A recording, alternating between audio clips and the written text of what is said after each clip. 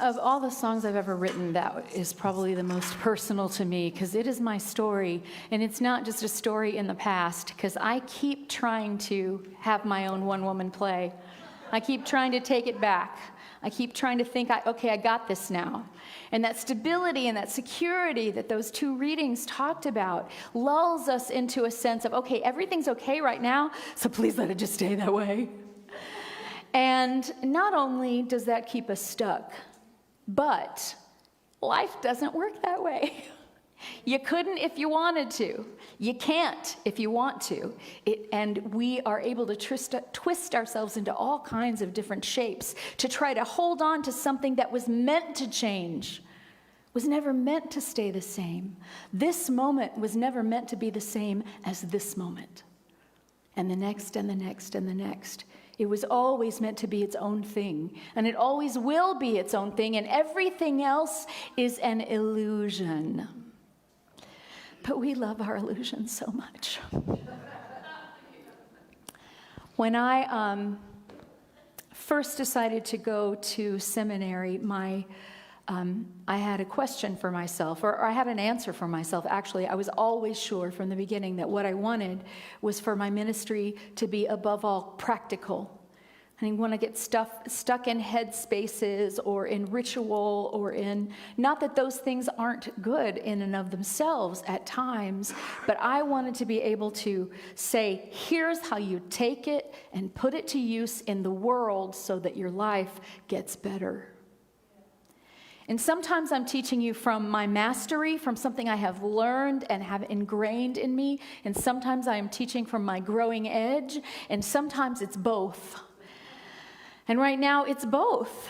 It's both. I know this. I've learned it. It is deep inside me that when I surrender to the grace of love, when I surrender to the universe, when I surrender to what I call God, which is simply that divine love that exists everywhere in the universe, including in you and me, and is inseparable from who we are, when I allow that instead of Melinda to make my decisions and to guide my day, then everything works better.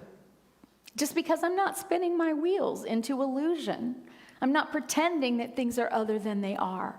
So how things are is really important.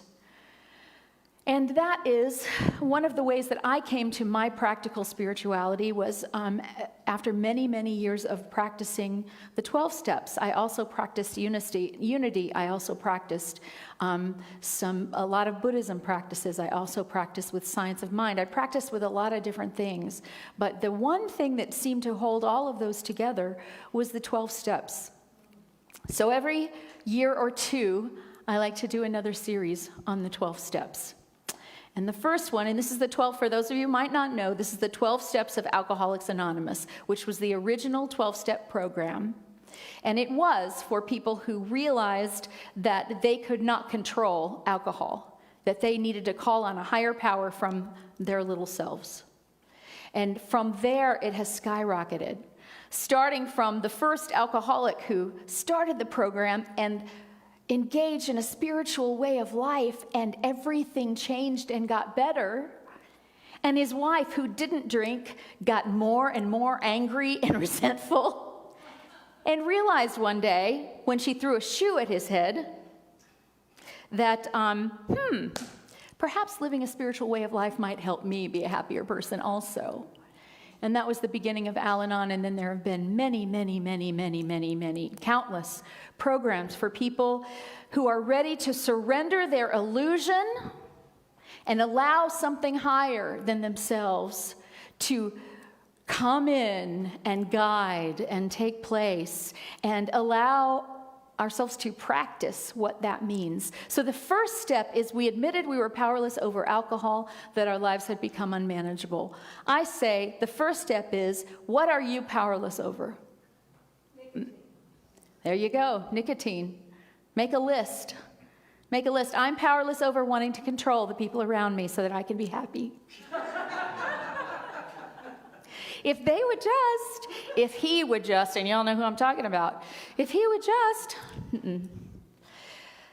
It's not true. It's a lie we tell ourselves that if we change outer circumstances, we can get changed. The truth is the only thing we can ever change is our response to the world.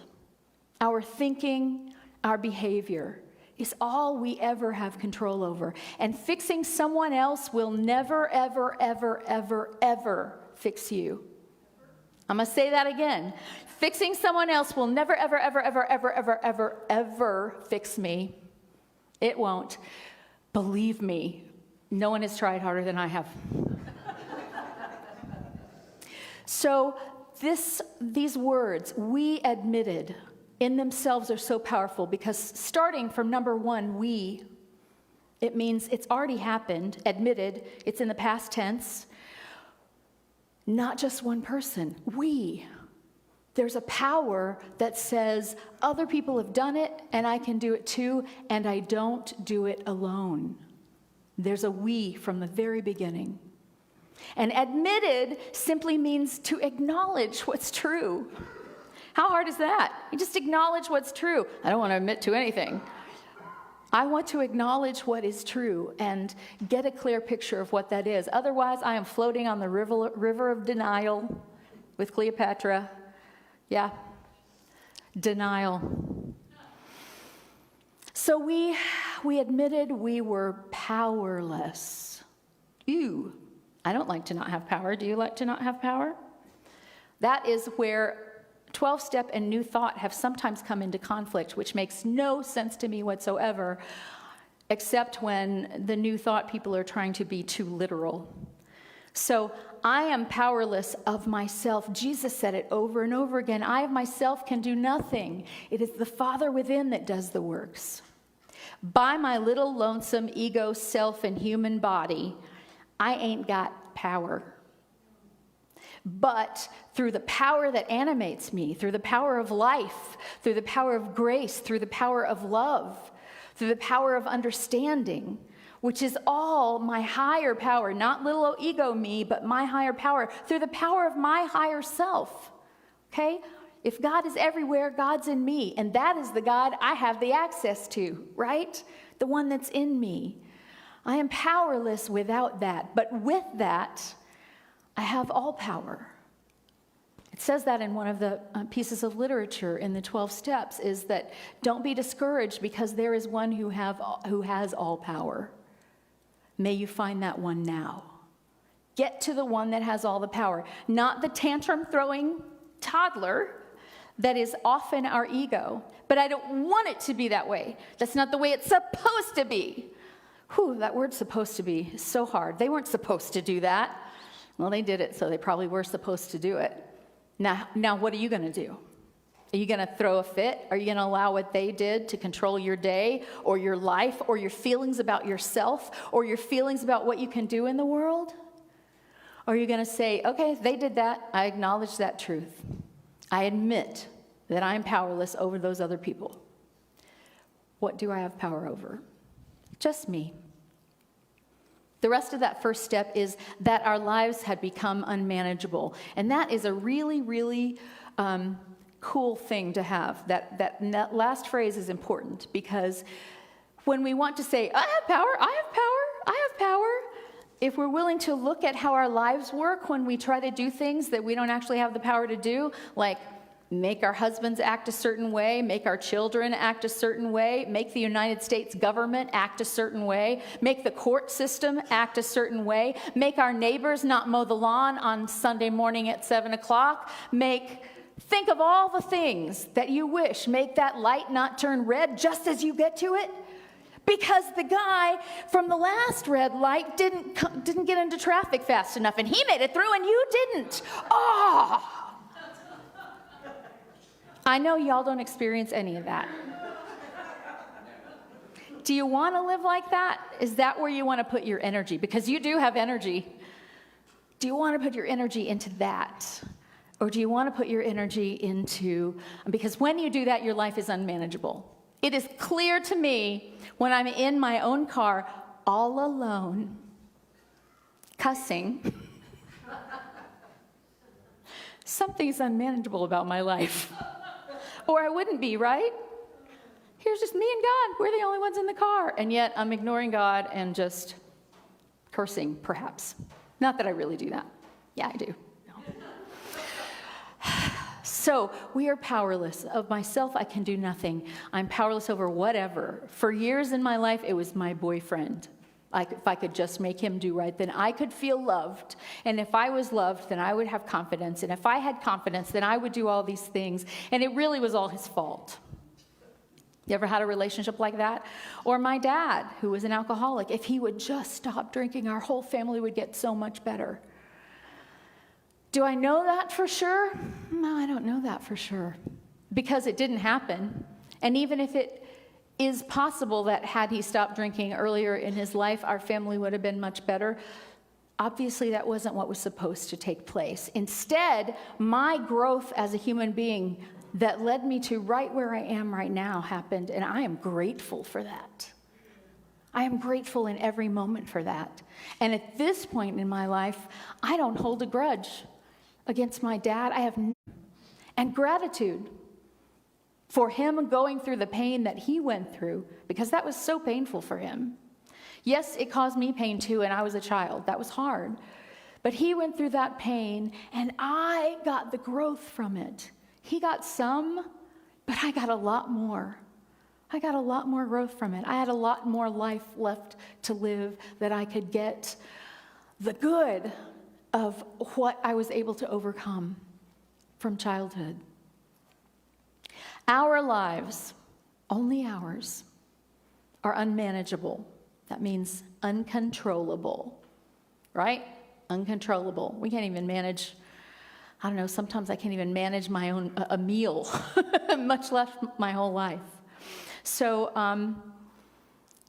the reason is that effects have already happened. Anything out there we're trying to control, that's an effect. You can only ever change anything at the level of cause. And here's what I like to say, is that don't despair in step one. Don't get into all that, I'm powerless, because there is a step two, and that's about a greater power. We're not there yet, but that's about a greater power. Our individual soul, I'm going to say this is a paraphrase from Brahmananda John Welshon's. Our individual soul is one and the same with God. God in its totality, in its infinite, formless existence. There is no difference between our soul and God. None. They're one and the same. In the one light, one energy out of which all form is born, there is no differentiation, no separation. It's all one. So, what would the experience be of squishing this formless all one into these tight little bodies, these tight little minds, these rigid personalities feel like to this eternal being of love and light? A little crowded in here, yeah? Eternal being of love and light in this, with these circumstances day by day. So these circumstances are what I surrender to, and I allow this power and wisdom in me to take control. So admitting something simply means getting into acceptance. Instead of spending our energy wishing it was something else, we go, okay, here's what it is. Where do I go from here? And is that not a lot more helpful than they're bad, they're wrong, I'm going to prove it, it's their fault, nothing I can do about it, but boy, am I going to spend my time and energy on it? Or is it, okay, they're doing what they're doing. I don't agree, but that's just me. Where do I go from here?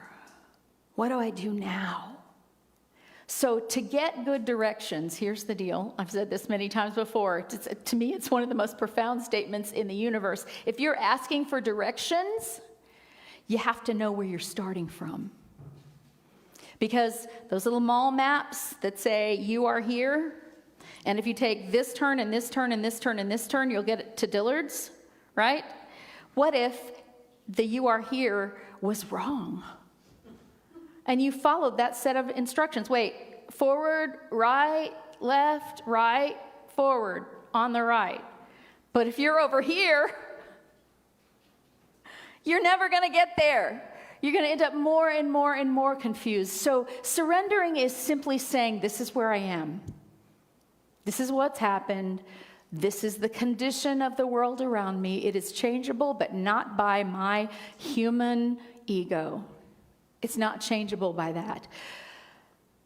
And personal power, thinking we have power, can be an addiction of itself. The need to control others, the need to control conditions, situations, all of that robs us of our spiritual good because we're concentrating on this while the heavens are ringing over here.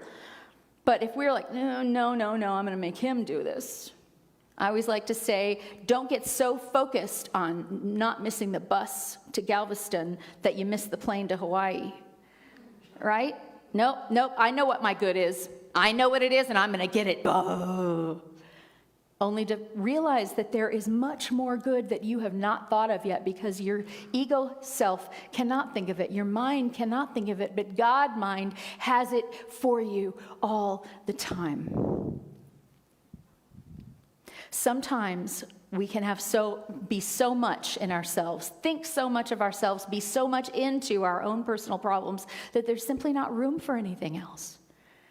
I had already written the script to my one-woman show, and we don't deviate from the script, right? Even though the other people in the show, although apparently I wasn't realizing or admitting that it was a one-woman show, because I kept thinking there were other people in my show who were standing in my way of doing what I wanted to do. So that's this deal. Your brain wants your life to be predictable. Your emotions want your life to be safe. But they are how you stay stuck. They are how you stay stuck. And spiritual masters for centuries have said, we have to empty ourselves so that we may be full. So when I let go, when I say I am powerless over, fill in the blank, person, situation. Y'all, I got a lot of stuff going on right now that I am powerless over. And I keep getting shown that because I keep trying to, if I just do this right, if I just make these people understand, if I just write this correctly, whatever's going to happen. So how do I deal with what is? How do I deal when someone says no, and I've decided that they're saying yes is what's going to be my savior? I can get into despair, or I can say, obviously, that's not my savior, or they wouldn't have said no. So I'm going to surrender, step back, and find my yes. I'm going to make room for some grace to come in, because what I realize, what I know from experience is that every time I do make room, the grace comes. The grace comes. And that is what surrender is. It's not giving up. It's not giving in. It's giving ourselves to a higher truth, to a higher way, to a higher guidance. Next week, we'll do step 2. Thank you.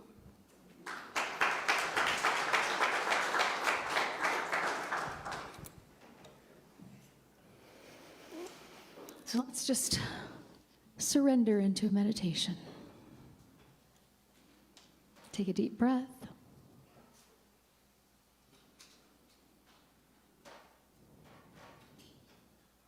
And center into where you are right now.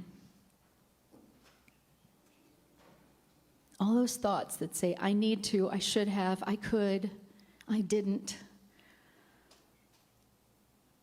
Try to let them fade away as you just concentrate on the breath, just in and out.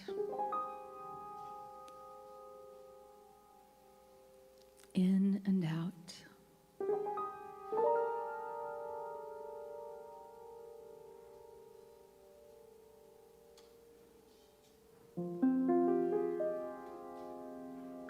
And I receive the gift of being in surrender. If not having to figure it out, that pressure is just gone. It's not mine to knuckle down into and force it to happen.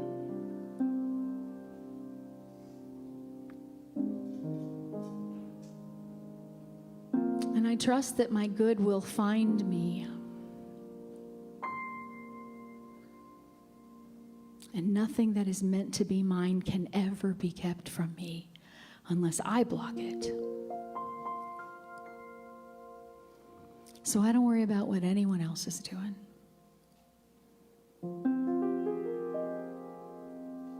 Will what they do affect the circumstances of my life? Yeah, perhaps.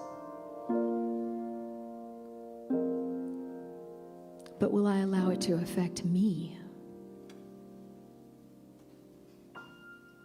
Who I am, how I feel, what I do, what I believe.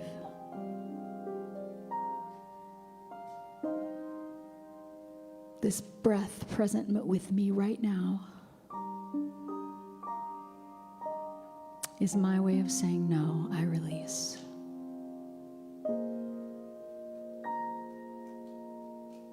I let go of the shore. The water is actually the safest place I can be, for the water is the ocean of love that we call God or Spirit. The Buddha nature, the Christ.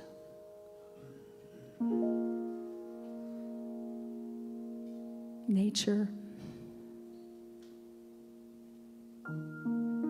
or Fred. Doesn't matter what you call it, because it's bigger than your mind can get around anyway. So let go of the shore and let Fred carry you.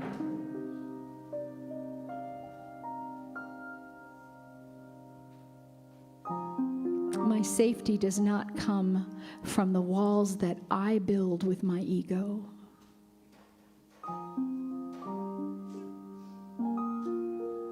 My safety comes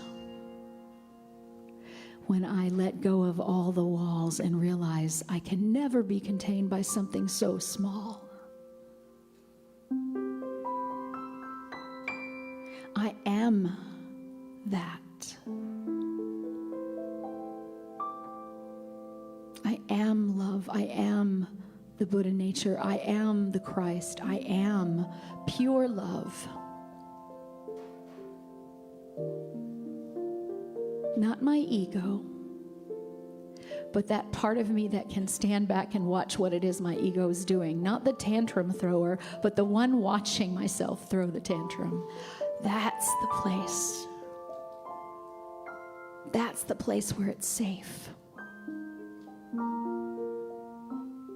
And when we understand that we're not that, we're not the tantrum, we're not the tantrum thrower, we are the witness of that. And we take a step back and we can take a deeper breath.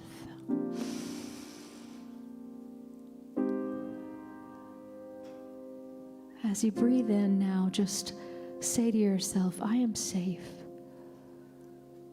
And as you breathe out, I am love. I am safe. I am love. I am safe. I am love.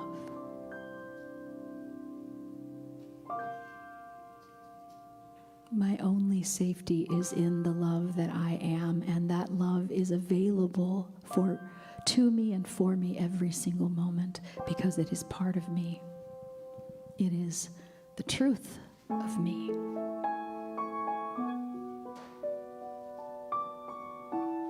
And so as I surrender to this truth, I simply surrender all the falsehoods, the false self, the false ideas that I've given myself, the false ideas that the world has tried to peddle to me.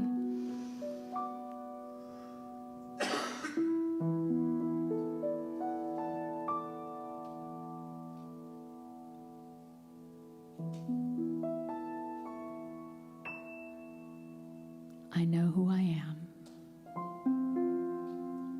And in the great I am, I safely surrender. And so it is.